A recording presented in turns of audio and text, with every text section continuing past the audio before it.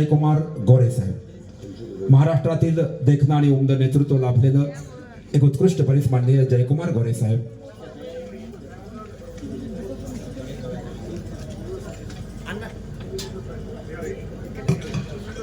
आज आपल्या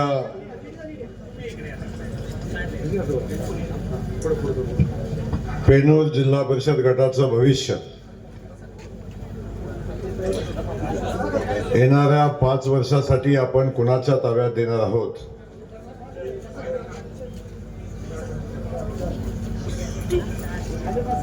हे ठरवणारी ही जिल्हा परिषद गटाची निवडणूक. आणि या निवडणुकीच्या प्रचार सभेच्या निमित्तानं आपल्या सगळ्यांसोबत उपस्थित असलेले मोहोळ तालुक्याचे नेते, माजी आमदार सन्माननीय राजनजी पाटील मालक,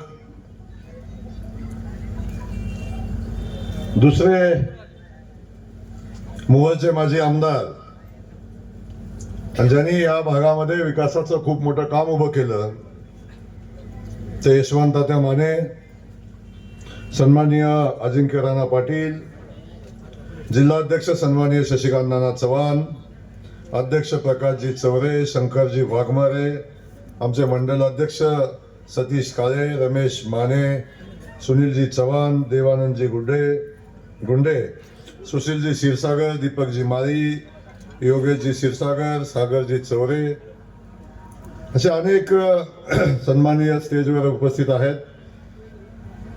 सगळ्यांचं या ठिकाणी स्वागत करत असताना खास करून आपण ज्यांच्या निवडणुकीच्या प्रचाराच्या निमित्तानं या ठिकाणी या सभेसाठी उपस्थित आहात, ते जिल्हा परिषद गटाचे उमेदवार सन्माननीय रामदास चौरे, पेनूर गणाच्या उमेदवार सन्माननीय अंजनाताई आडेगावकर, टाकळी सिकंदर गणाचे उमेदवार सन्माननीय अमेरिका कापसे,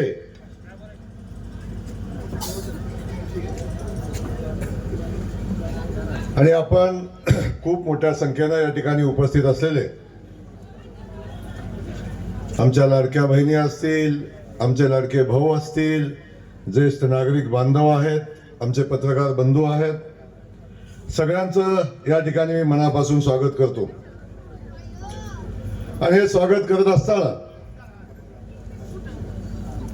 आपल्या सगळ्यांना माहिती आहे की जिल्हा परिषद पंचायत समितीच्या निवडणुका आता अंतिम टप्प्यात आहेत. आणि या अंतिम टप्प्यात असलेल्या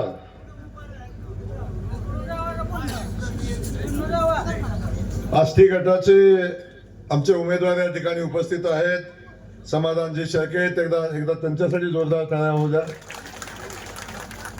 गली पैलवान दिसते.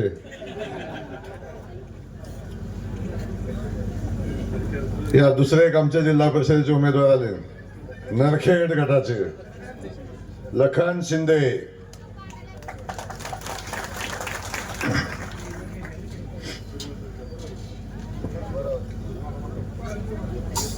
बघा आता कसं वाटतंय बघितल्यावर. वाटतंय ना, गडी यंग, कामाचे आहेत आणि महत्वाचे प्रामाणिक आहेत. चोऱ्या बिऱ्या काय करत नाही.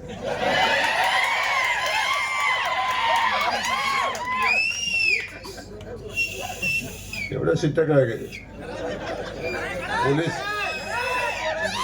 पोलीस खात्यातल्या लोकांना विचारतो, काय चोऱ्या बिऱ्या होतात का, एवढी दंगा करतात ते. आज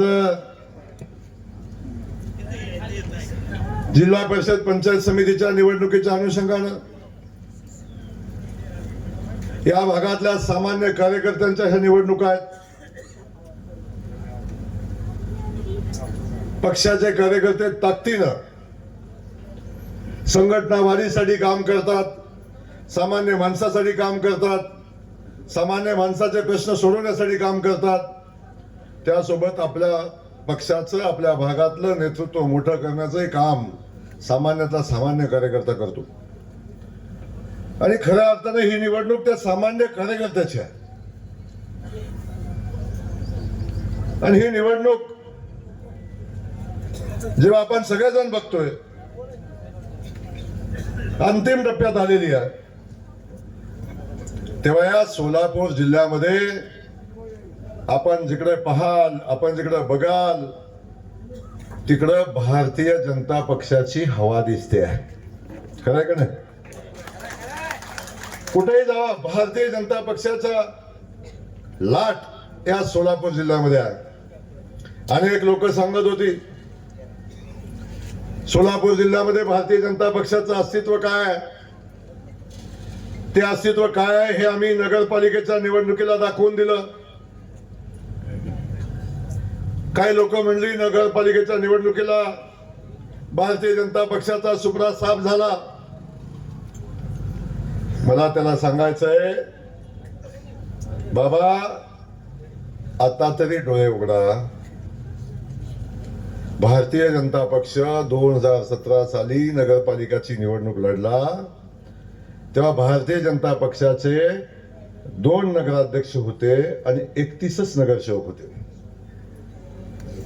आता जेव्हा 26, 25, 26 ला निवडणूक झाली तेव्हा भारतीय जनता पक्षानं ज्या भागात भारतीय जनता पक्षाचं कमळ कधी लोकांनी पाहिलं नव्हतं स्थानिक संस्थांच्या निवडणुकामध्ये, त्या भागात भारतीय जनता पक्ष ताकदीनं उभा राहिला. नगरपालिकेच्या निवडणुकामध्ये कुणी कल्पना केली नव्हती भारतीय जनता पक्षाला उमेदवार मिळणार नाहीत अशा पद्धतीच्या भावना जेव्हा लोकांच्या होत्या, तेव्हा भारतीय जनता पक्षाचं कमळ चिन्हावर आम्ही सगळ्या निवडणुका लढवल्या आणि आम्ही 7 नगरपालिकामध्ये भारतीय जनता पक्षाचं बहुमत आणलं. 7 नगरपालिकामध्ये आणि 7 नगरपालिकामध्ये आमचं बहुमत येत असताना आम्ही 4 नगराध्यक्ष आमचे भारतीय जनता पक्षाचे केले आणि त्यासोबत 2017 साली भारतीय जनता पक्षाचे जिल्ह्यातले सगळे मिळून नगरसेवक 31 होते. किती? 31. आणि त्यातले 21 अक्कलकोटचे होते. 21 अक्कलकोटचे होते आणि बाकी अख्ख्या जिल्ह्यातनं 10 नगरसेवक होते. किती? 10 नगरसेवक होते. आणि हे लोक काय सांगतात की भारतीय जनता पक्षाचा सुपडा साफ झाला. अहो, अख्ख्या जिल्ह्यातनं 10 होते, आम्ही एकट्या मोहोळमधनं 11 आणले.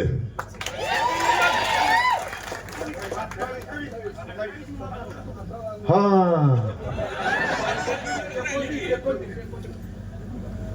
अख्ख्या जिल्ह्यातनं आमचे अक्कलकोट सोडून 10च होते. आता आम्ही एकट्या मोहोळमधनं 28 आणले. 28 नगराध्यक्ष आणला आणि एका नगराध्यक्षाचा उमेदवार आमचा फक्त 164 मतांनी पराभूत झाला. त्यामुळे या जिल्ह्यामध्ये जिथं भारतीय जनता पक्ष नव्हता तिथं भारतीय जनता पक्षाने मजबूत पाय रोवले आणि ताकदीने भारतीय जनता पक्ष उभा राहिला. आमचे जिल्ह्यामध्ये 144 नगरसेवक निवडून आले, जे समोरच्या सगळ्या पक्षांची बेरीज केली तरी 4 जास्त आहे. तेव्हा एका पद्धतीनं भारतीय जनता पक्ष मजबूतीने गावखेड्यामध्ये उभा राहतोय. दुसऱ्या बाजूला महानगरपालिकेमध्ये निवडणूक झाली. अनेक पक्षांना वाटत होतं की भारतीय जनता पक्षाचं कसं होईल, आतनं आले बाहेर आले, अनेक शंका कुशंका उपलब्ध केल्या, पण भारतीय जनता पक्षाने ती निवडणूक ताकदीनं लढली आणि भारतीय जनता पक्षाला सोलापूर महानगरपालिकेच्या निवडणुकीमध्ये ना भूतो न भविष्यती अशा प्रकारचं यश मिळालं. कधी कुणी कल्पना केली नव्हती. महाराष्ट्रातलं सगळ्यात मोठा स्ट्राईक रेट सोलापूरच्या महानगरपालिकेमध्ये भारतीय जनता पक्षाला मिळाला.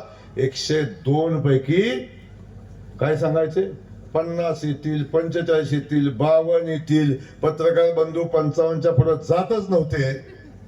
जसा निकाल लागायला लागला तसं तसं एक्झिट पोल गळून पडलं आणि 87 नगरसेवक सोलापूरच्या महानगरपालिकेमध्ये भारतीय जनता पक्षाचे निवडून आले. 87 नगरसेवक कशाला म्हणतात? पहिल्यांदा इतिहासामध्ये, आजपर्यंतच्या इतिहासात शहराचा मुख्यमंत्री होते तेव्हा सुद्धा एवढे नगरसेवक निवडून आले नव्हते. तेवढे नगरसेवक भारतीय जनता पक्षाचे निवडून आले. आता जिल्हा परिषदेच्या निवडणुकीची चर्चा होते. आज मी तुम्हाला सांगतो मालक, आज सांगतो जिल्हा परिषदेमध्ये भारतीय जनता पक्षाची सत्ता येईल हे सांगण्यासाठी कुठल्याही ज्योतिषाची गरज नाही, ज्योतिषाची आवश्यकता नाही. आमचा विश्वास या सोलापूर जिल्ह्यातल्या मतदारांच्यावर आहे. मतदार आमच्या भारतीय जनता पक्षासोबत आहे. या जिल्ह्यामध्ये भारतीय जनता पक्षाची लाट आम्ही बघतोय. ज्या ठिकाणी जातोय प्रचंड मोठा जनसमुदाय उभा राहतोय आणि लोक सांगतायत आम्ही भारतीय जनता पक्षासोबत आहे. गावागावातला अनेक गावातले पदाधिकारी काँग्रेस पक्षामध्ये आपलं काँग्रेस पक्षातनं राष्ट्रवादी काँग्रेस पक्षातनं भारतीय जनता पक्षामध्ये प्रवेश करतायत आणि सांगतायत भाऊ पुढं काहीच राहिलं नाही, आम्ही तर कशाला राहू, पुढं कोणच नाही, आम्ही तर तिथं काय करू. पण तिथं आम्ही अनेक दिवसापासून आहे, पण विकासाचं काम काय होत नाही. विकासाचं काम करायचं असले तर भारतीय जनता पक्षासोबतच जायला लागेल. ही वस्तुस्थिती आम्हाला मान्य आहे. त्यामुळे आम्ही आमच्या भागाच्या विकासासाठी भारतीय जनता पक्षासोबत येतोय. गावखेड्यातली लोक सांगतायत, लोक म्हणतायत. आणि म्हणून मी आपल्याला सांगतो आता भारतीय जनता पक्ष मजबूतीने जिल्हा परिषदेची निवडणूक लढतोय. आज आपण बघितलं ह्या दोन्ही संस्थांची निवडणूक होते. जिल्हा परिषद, पंचायत समिती ह्या दोन्ही संस्था ह्या ग्रामविकास खात्याच्या अंतर्गत येतात आणि ग्रामविकास खात्याच्या माध्यमातून या दोन्ही संस्थांना निधी येतो, दुसऱ्या कोणत्याही खात्याच्या माध्यमातून येत नाही. मग मला सांगा ही सगळी कामाच्या ग्रामविकास खात्याच्या माध्यमातून येणार आहेत. या गावखेड्याचा विकास ग्रामविकास खात्याच्या माध्यमातून होतो. गावातलं जे जे विकास काम आहे ते प्रत्येक काम ग्रामविकास खात्याच्या माध्यमातून होतं. आपण बघता या गावखेड्याला आवश्यकता आहे इथल्या सगळ्या गावांची कनेक्टिव्हिटी, गावाचे रस्ते, पोच रस्ते झाले पाहिजेत. ही सगळ्या गावांची भावना आहे का नाही आपली? सगळ्यांचं म्हणणं आहे आमच्या गावाचा, वाडीचा, वस्तीचा रस्ता झाला पाहिजे. आणि हे सगळं करायचं असेल तर ग्रामविकास खात्याशिवाय होऊ शकत नाही. मुख्यमंत्री सडक योजना जी गावखेड्याला रस्ते देते ती योजना कुणाची? ग्रामविकास खात्याची. प्रधानमंत्री सडक योजना कुणाची? ती ग्रामविकास खात्याची. आपण पाहतो 25-15 कुणाचं? ग्रामविकास खात्याचं. 30-54 रस्ते कुणाचे? ग्रामविकास खात्याचे. 50-54 रस्ते कुणाचे? ग्रामविकास खात्याचे. गावचं गटर करायचंय ग्रामविकास खात्यातनं. अंतर्गत रस्ता करायचा आहे ग्रामविकास खात्यातनं. गावात मंदिर बांधायचंय ग्रामविकास खात्यातनं. गावची स्मशानभूमी बांधायचे ग्रामविकास खात्यातनं. गावची ग्रामपंचायत बांधायचे ग्रामविकास खात्यातनं. अंगणवाडी बांधायचे ग्रामविकास खात्यातनं. शाळा खोल्या बांधायच्या ग्रामविकास खात्यातनं. शाळेचं कंपाऊंड करायचंय ग्रामविकास खात्यातनं. घरकुल करायचंय ग्रामविकास खात्यातनं. विहीर खोदायचे ग्रामविकास खात्यातनं. मग खाली काय राहिलं? डीपी बसवायचा आहे तो बी ग्रामविकास खात्यात मिळतो. लाडक्या बहिणींचा बचत गट ग्रामविकास खात्यात. मग मला सगळं एवढं सगळं ग्रामविकास खात्यात होतं तर मग अडचण काय? जर एवढं सगळं ग्रामविकास खात्यात व्हायचंय तर समोर उभे राहिलेले जे गडी आहेत त्यांना माझा सवाल आहे, तुम्ही ही सगळी कामं तुमच्या गावासाठी आणावी लागतील, ती आणणार आहे कुठून? कोण आहे ग्रामविकास खात्याचा मंत्री? कोणाला आहे खातं? आणि अगदी छोटी मोठी कामं राहतात जी डीपीडीसीत होतात. हे का नाही? डीपीडीसीत होतात. कोणाकडे आहे डीपीडीसी? पालकमंत्र्याकडे. कोण आहे पालकमंत्री तुमचा? अहो मालक, इथले आमदार सुद्धा सांगतात आम्हाला डीपीडीसीतनं रुपये मिळाला नाही. काय सांगतात? डीपीडीसीतनं रुपये मिळाला नाही. एक डीपी बसना. माणसं गावात येऊन देणार आम्हाला. असे अनेक पत्र येऊन पडली. मंजूर झाली का? नाही. म्हणजे आमदार इथं काम करू शकत नाही तर जिल्हा परिषद सदस्य कसा करेल? कसा होईल सांगा? विकास हा कुठनं काय हिसकावून आणायचा काम आहे का? अंधारात जाऊन काय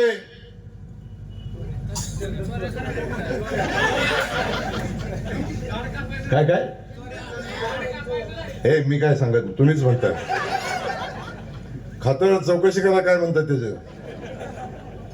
त्यामुळं आपल्या सगळ्यांना मला सांगायचंय, हे कुठून आणणार आहेत काम?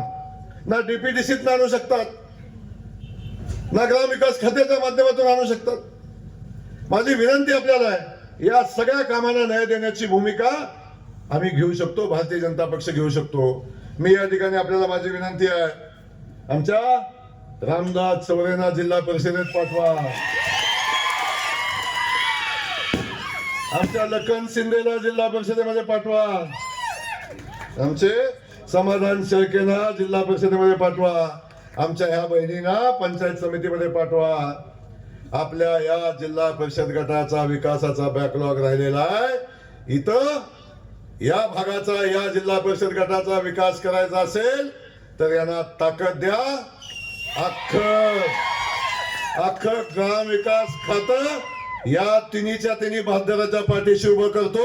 तुम्ही सांगाल ते काम, तुम्ही सांगाल ते काम, तुम्ही सांगाल ते या भागातलं कसलंही काम असलं तरी सुद्धा या लोकांच्या एका शिफारशी होईल. कशाला स्पीड ब्रेकर मध्ये घालताय? इथं आहे का स्पीड ब्रेकर? बघा, सगळे एका लाईनीत उभा आहे. अरे ग्राम विकास खात्याकडे राजन मालक येतील, यशवंत माने साहेब येतील, सगळे येतील, कामं मागतील, सांगतील, हो ठीक आहे, पण या आमच्या जिल्हा परिषद सदस्यांना सुद्धा अधिकार आम्ही देतोय. मी सांगतोय आता जिल्हा परिषदेमध्ये सत्ता तर आमचीच येईल. त्यामुळं कुठलीही अडचण या निमित्ताने येणार नाही. कुणी काही म्हणू द्या, काही वेगवेगळे अमेशे दाखवतील. कोणतं म्हणलं इथं फार पैसा आहे, फारच पैसा आहे. माझ्याकडे परवा आले आमचे उमेदवार, म्हणले भाऊ कसं करायचं, एवढा पैसा येत आहे, निवडणूक कशी लढायची? अरे म्हणलं त्यांच्याकडे असेल पैसा, कुठनं आलाय मला माहिती नाही, पण असेल, आला असेल पैसा. पण एका बाजूला त्यांच्याकडे ती संपत्ती असेल, भारतीय जनता पक्षाकडे पुढे बसलेली संपत्ती आहे. भारतीय जनता पक्षासोबत दिल्ली पासून, मुंबई पासून, महाराष्ट्र, अगदी देशातल्या प्रत्येक ठिकाणी भारतीय जनता पक्षाचा आमचा लढवय्या कार्यकर्ता ही भारतीय जनता पक्षाची संपत्ती आहे. आणि ती संपत्ती आमच्या जवळ आहे, ती लोक आमच्या सोबत आहेत, जनता आमच्या सोबत आहे. तेव्हा ह्या जनतेच्या ताकदीवर, आमच्या लाडक्या बहिणींच्या ताकदीवर आम्ही ही निवडणूक लढवू आणि जिंकून पण दाखवू. भारतीय जनता पक्षाचं सरकार देशामध्ये आहे, भारतीय जनता पक्षाचं सरकार राज्यामध्ये आहे. देवेंद्र फडणवीस साहेबांच्या नेतृत्वाखाली आपलं सरकार काम करतंय. आणि त्यावेळी आपण बघतो आमच्या लाडक्या बहिणी असतील किंवा आमचे लाडके शेतकरी बांधव असतील, या सगळ्यांसाठी कुठली नाही कुठली योजना सातत्यानं आमचं सरकार सामान्य माणसासाठी आणतं, ते आपण पाहत आहे. लाडक्या बहिणीसाठी लाडकी बहीण योजना आणली, आणि ही बहीण लाडक्या बहिणीची योजना देवाभाऊनी आपण बघितलं, जिथं जिथं भारतीय जनता पक्षाचं सरकार आहे ना तिथं लाडकी बहीण योजना आली. आता कोणी बी उठतं सांगतोय लाडकी बहीण योजना आमची आहे. अख्ख्या देशामध्ये मोदीजींच्या नेतृत्वाखाली ज्या ज्या ठिकाणी, ज्या राज्यात आमची भारतीय जनता पक्षाची सरकार आली तिथं आमच्या बहिणीला ताकद देण्याचा निर्णय घेतला. आणि इथंही आपण बघता देवाभाऊनी आमच्या बहिणीला ताकद देणारी योजना चालू केली. इथं जे आमदार इथले नेते फिरत होते विधानसभेच्या निवडणुकीच्या वेळी, ते काय सांगत होते, लाडकी बहीण योजना फसवी आहे, ही निवडणुकीसाठी आणली. फसवी आहे तर योजना ही चालू आहे का नाही? 1500 खाते येतं का नाही? आता जी लोक सांगत होती योजना फसवी आहे, तीच आता काय म्हणायला लागली, काय आमची युती आहे, आमची आघाडी आहे, आणि ती आमच्याच ह्यानी सोय केली ना. काय नवीन सांगतात काय? त्यामुळं हे पुटणा मावशीचं प्रेम आहे, हे सावत्र भावाचं प्रेम आहे, हे सख्या भावाचं नाही. ताईला माहिती आहे आमच्या सक्का भाऊ सुद्धा, ताई आपण जेव्हा राखी पौर्णिमेला जाता का नाही, किंवा भाऊ तुमच्याकडे राखी बांधायला येतो ना, सक्का भाऊ सुद्धा वर्षातनं एकदा राखी पौर्णिमेला येतो. तेव्हा ताई राखी बांधल्यानंतर ताटात 100 रुपये टाकताना 4 वेळा बायकोकडे बघतो, बायकोनं मान हलवली तर ताटात टाकतो, नाही तर पुन्हा खिशात घालतो. खरं आहे का खोटं आहे? तुमचा देवा भाऊ महिन्याला 1500 रुपये तुमच्या खात्यावर टाकतो ताई. महिन्याला 1500 रुपये. हा सन्मान कधी कुणी तुम्हाला दिला नाही, आपल्या देवा भाऊने दिला आहे. 50, 100, 200 रुपये मागितलं यांच्याकडे ना, तरी सुद्धा किती गडी भाव मारत होतो तुम्हाला माहिती आहे. 100, 200 रुपयाचा हिशोब कधी 10 वेळा मागायचा. कालच दिलं होतं, कुठं गेलं, काय आणलं, किती शिल्लक राहिलं, कुठं खर्च केलं, एवढं विचार 10 वेळा त्याचा हिशोब द्यायला लागायचा ना. आणि आता ह्यो गडी आता सकाळी लाडानं उठतो का नाही, उठल्या कानात हळूच म्हणतो, काय किती खात्यावर शिल्लक आहे तर. आजपर्यंत कधी बहिणीला सन्मानानं कोणी विचारलं होतं का असं तुझ्या खात्यावर किती आहेत ग?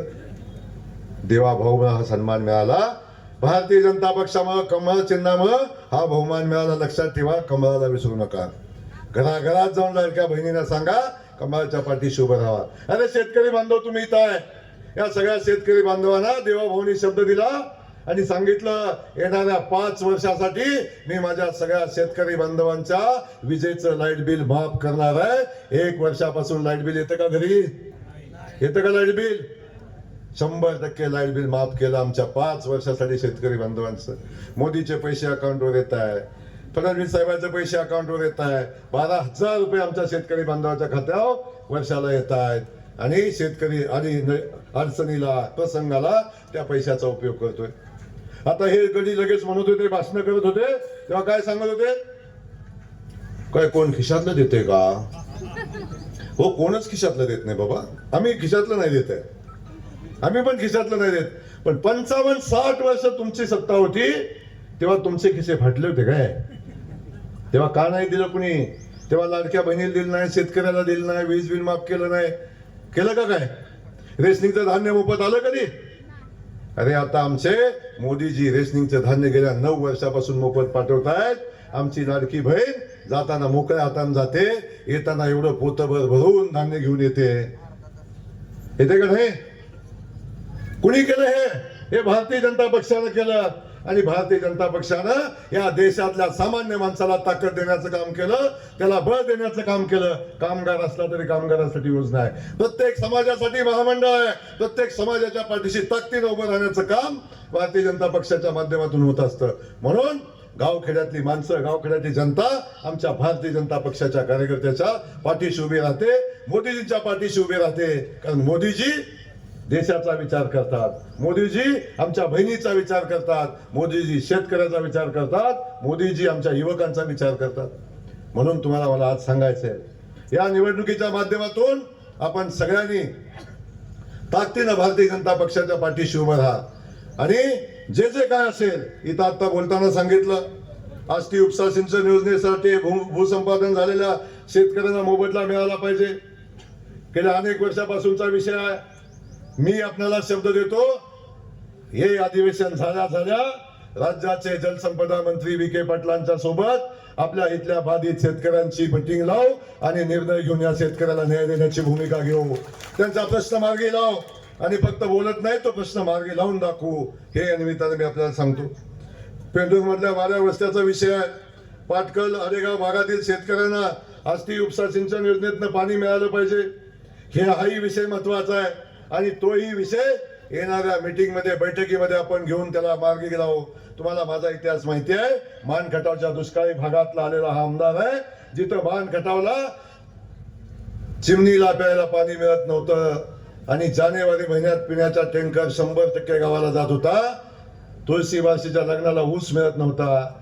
त्या तालुक्यात आज 5 साखर कारखाने आहेत आणि 5 साखर कारखान्याला पुरवलेला ऊस माझ्या तालुक्यातनं बाहेर जातो. आणि पाण्याचं माझं नातं याच्यापेक्षा मला दुसरं जवळचं काहीच कुठलंच नातं नाही. त्यामुळं या भागातल्या दुष्काळी भागाला, ज्या भागातल्या शेतकऱ्यांना पाण्याची आवश्यकता आहे, आता पालकमंत्री मी आहे, माझी जबाबदारी आहे. आणि या जबाबदारीतनं सांगतो, आपल्या या मोहोळ तालुक्यातला ज्या पाण्याचे प्रश्न आहेत ते सगळे प्रश्न मार्गी लाव. आता मला शेतकऱ्यांनी मगाशी सांगितलं, भीमा नदीच्या काठावर आता आमच्या शेतकरी बांधवाला पाणी कमी पडतंय भाऊ, आता तातडीने त्यात पाणी सोडण्याची आवश्यकता आहे. त्या बंधाऱ्यात पाणी आलं पाहिजे, नदीला पाणी आलं पाहिजे. त्यांनाही मी सांगतो ही निवडणूक 2 दिवसात संपते.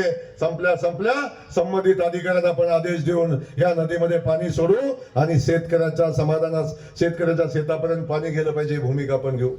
अशा अनेक विषय शेतकरी बांधवांचे आहेत. त्यामुळं पेनोरला ट्रामा केअर सेंटर उभं केलं पाहिजे, हाही विषय या निमित्तानं आहे.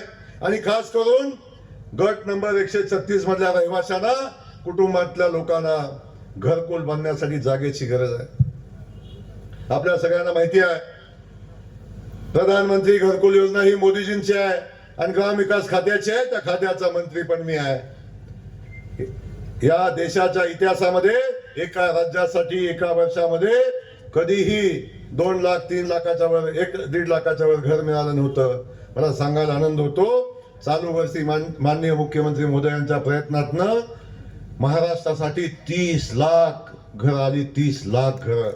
आणि मला इथं जेवढे सरपंच आहेत, जेवढे ग्रामपंचायत सदस्य आहेत, त्यांना माझा सवाल आहे, एकाही सरपंचाने उठून मला सांगावं की आमची जी यादी होती त्या यादीतलं एखादं घर राहिलंय म्हणून. 100% यादी मंजूर केली. आता आपण जेव्हा गावात जायचो तेव्हा ताई कुठली तरी यायची, माझं नाव यादीत आलंच नाही, सरपंचानं माझं नाव वगळलं, माझं नाव ह्यानं काढलं, माझं त्यानं काढलं. आता ती संधीच ठेवली नाही. आता सगळ्यांची घरं मंजूर केली. काही ठिकाणी घर बांधण्यासाठी जागा नाही आहे.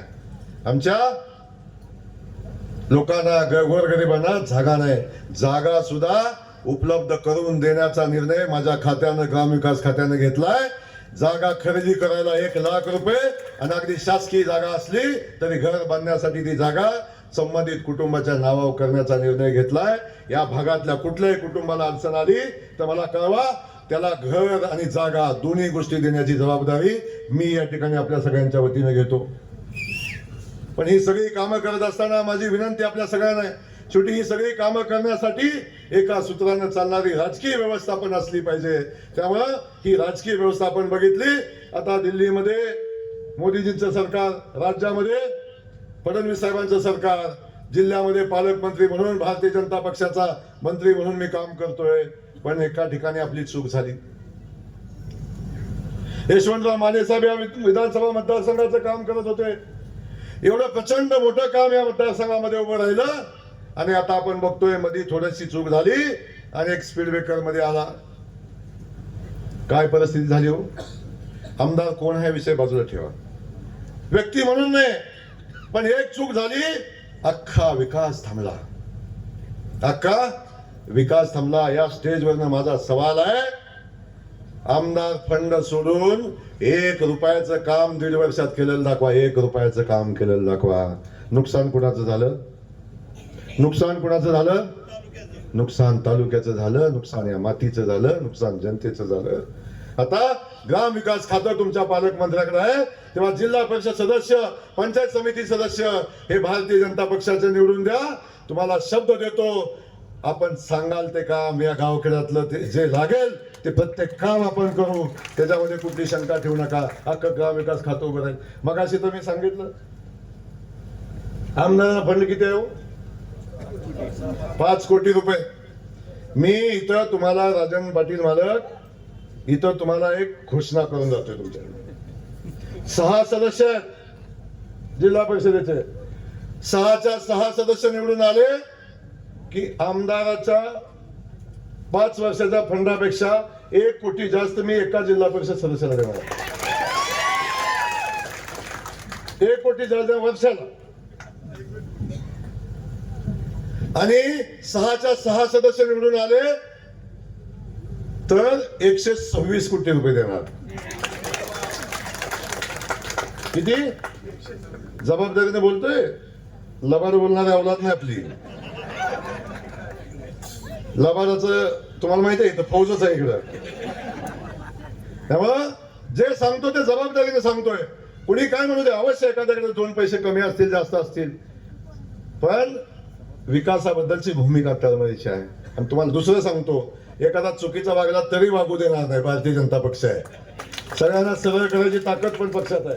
तेव्हा बिलकुल चुकीचं वागू देणार नाही. माझी विनंती आहे, आपण आशीर्वाद द्या या भागातल्या या जिल्हा परिषद गटातल्या या सगळ्या तालुक्यातल्या जिल्हा परिषदेच्या ज्या ज्या अडचणी आहेत त्या सगळ्या अडचणी सोडवण्यासाठी आम्ही सक्षम आहोत. आम्ही सगळेजण तुमच्या पाठीशी आहे हे सांगण्यासाठी या ठिकाणी आलोय. म्हणून विनंती तुम्हाला करतो, आपण 7 तारखेला भारतीय जनता पक्षाच्या कमळाच्या चिन्हासमोरचं बटन दाबण्याचं काम आपण करा. भारतीय जनता पक्षाला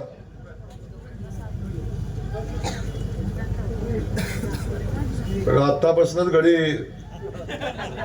मगाचपासून बोट दाखवतो, हे राहिलंय ते राहिलंय ते राहिलंय. त्यांनी सांगितलं उपकेंद्रात पैसे पाहिजेत तेही करू. पाटकुल येथील मेजर बारीकराव वसेकर यांच्या स्मारकासाठी निधी पाहिजे, त्यालाही निधी आपण देऊ, काळजी करू नका, तेही मंजूर करू, त्याच्यामध्ये कुठली शंका ठेवू नका. त्यामुळं आपण जे जे सांगाल त्या त्या गोष्टी करण्याचा शब्द या निमित्तानं देतो. बाकी सगळं बोलायला मी पुन्हा आपल्या सोबत येतो, काळजी करू नका.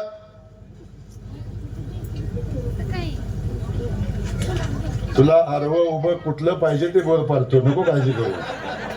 आपण फक्त कमळाला मतं द्या आणि आमच्या उमेदवाराच्या पाठीशी उभं राहा, एवढंच सांगतो थांबतो. जय हिंद, जय महाराष्ट्र. ऋणी आहे आदरणीय मंत्री